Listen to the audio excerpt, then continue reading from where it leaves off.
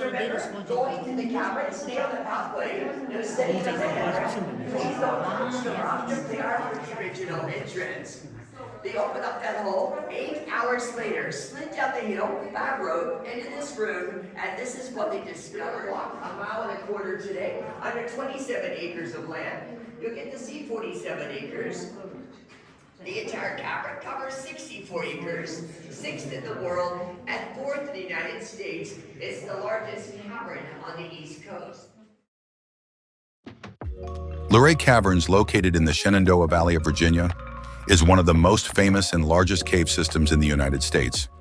Discovered in 1878, the caverns are known for their stunning formations of stalactites and stalagmites, as well as unique features like the Great Stalacpipe Organ, a natural instrument that produces music when its stalactites are tapped. The caverns are a popular tourist destination, offering guided tours that showcase the intricate beauty of the underground chambers. Visitors can marvel at the towering columns, shimmering crystal formations, and the surreal landscapes of the cave, which stretch over 1,000 feet.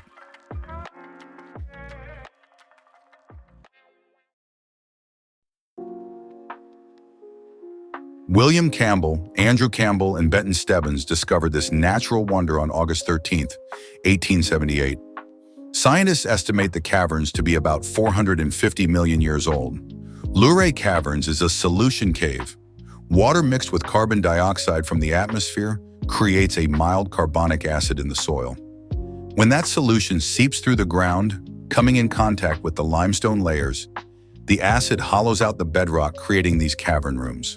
By slowly eroding the weaker minerals, the harder minerals are left behind. These are the walls and ceilings. As water continues to drip into the chambers, the carbon dioxide is released and the droplet crystallizes. Resulting formations are called speleothems. Two basic types occur.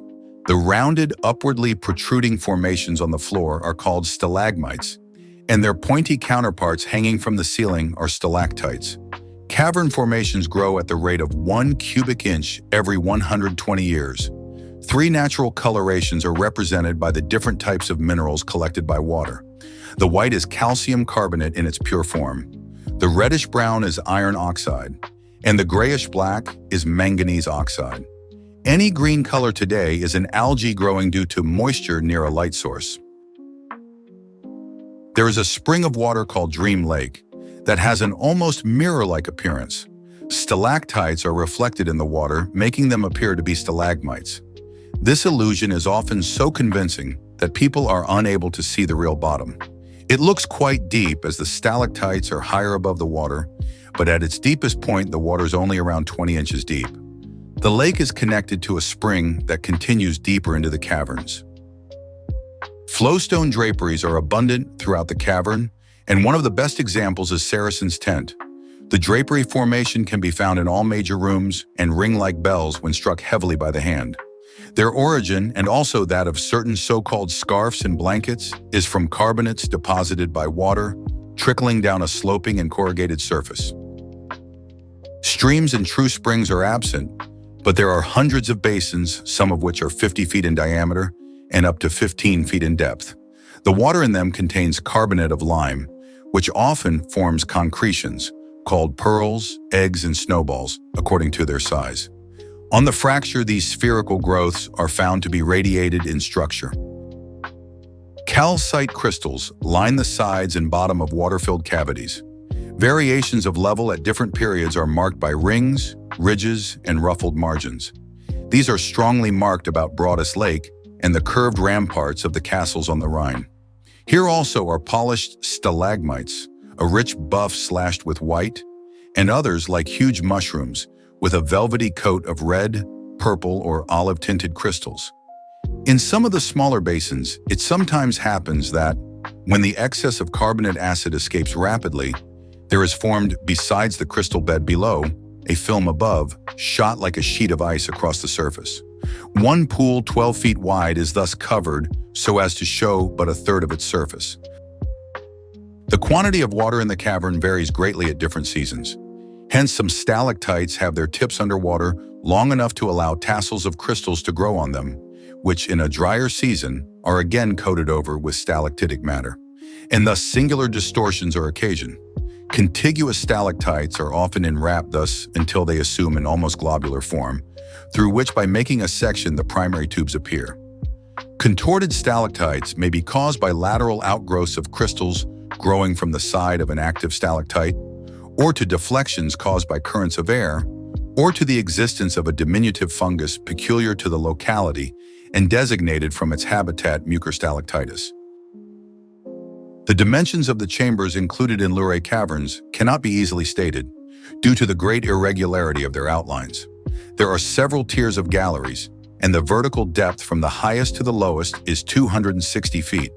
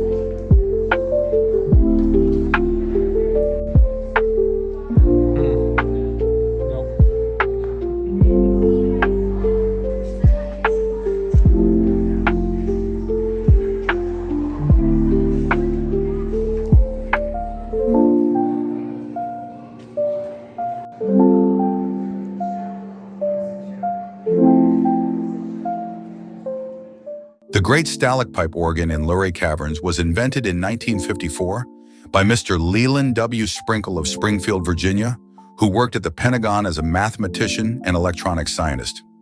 During a tour of this world-famous natural wonder, Mr. Sprinkle watched in awe, which was still customary at the time, as a tour guide tapped the ancient stone formations with a small mallet, producing a musical tone.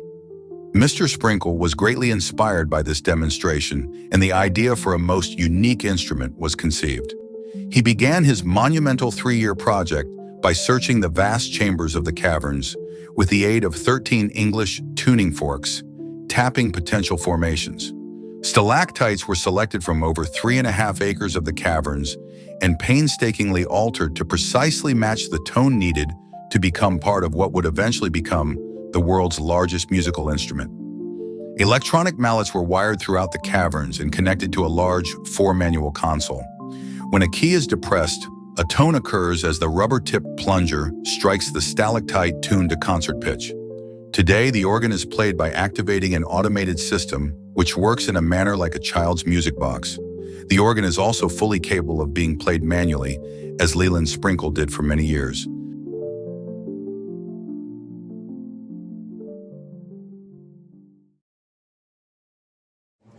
So welcome to the cathedral. This is stop 113 on your pamphlet.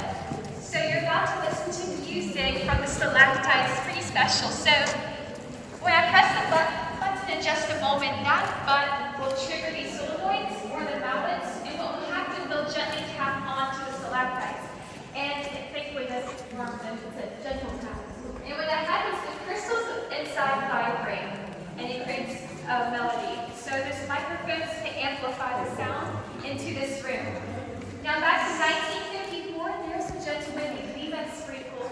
He's the man behind this. He came down here in 1954, brought 13 English tuning forks, okay? And he tested over 3,000 stalactites. So that was a 3-year project, taking him a long time. And he only chose 37 to use for the organ.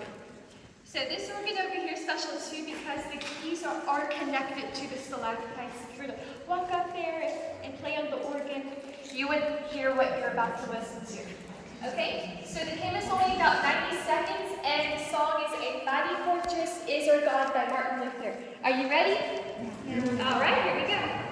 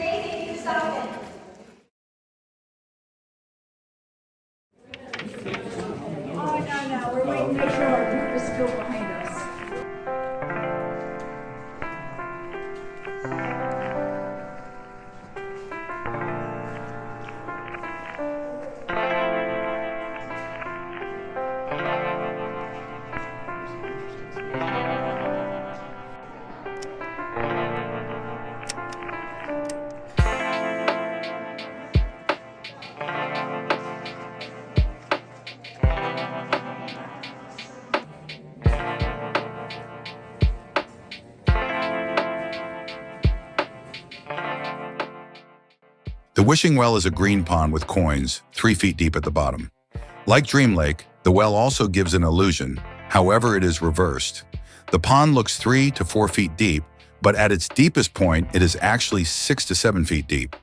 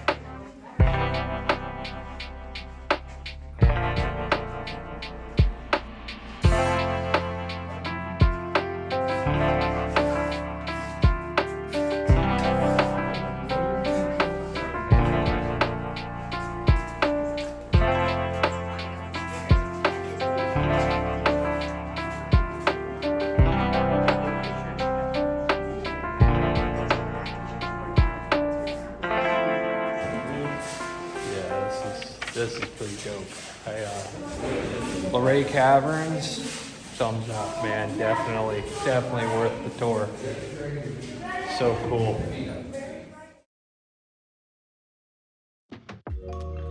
Luray Caverns is a living reminder of the Earth's timeless beauty, an awe-inspiring world beneath our feet where nature's artistry takes millions of years to craft. As you wander through Luray Caverns, you're not just walking through a cave, you're walking through a piece of Earth's deep history, each formation telling its own ancient story.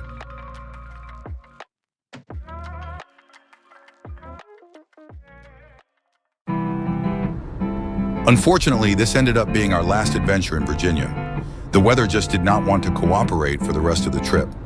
Thank you for joining us as we say goodbye to the Blue Ridge Mountains. For now.